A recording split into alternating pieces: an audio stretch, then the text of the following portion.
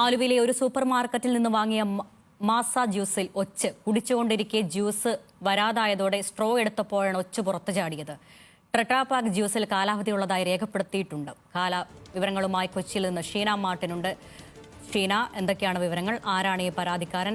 ഇതിൽ ഭക്ഷ്യവകുപ്പിനെതിലും പരാതി നൽകിയിട്ടുണ്ടോ?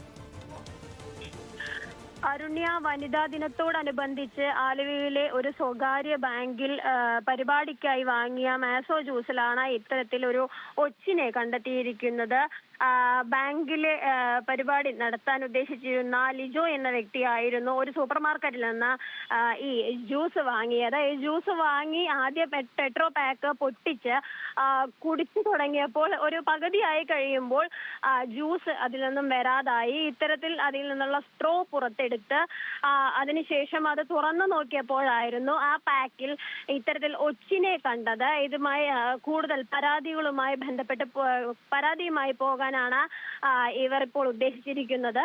അരുണ്യ, അതാണ് ജ്യൂസിൽ നിന്ന് ഒച്ചിനെ കിട്ടിയെന്ന വാർത്തയാണ്. എറണാകുളം ആലുവയിലാണ് സംഭവം ഉണ്ടായിട്ടുള്ളത്. ഷീന മാർട്ടിനാണ് വിവരങ്ങൾ നൽകിയത്.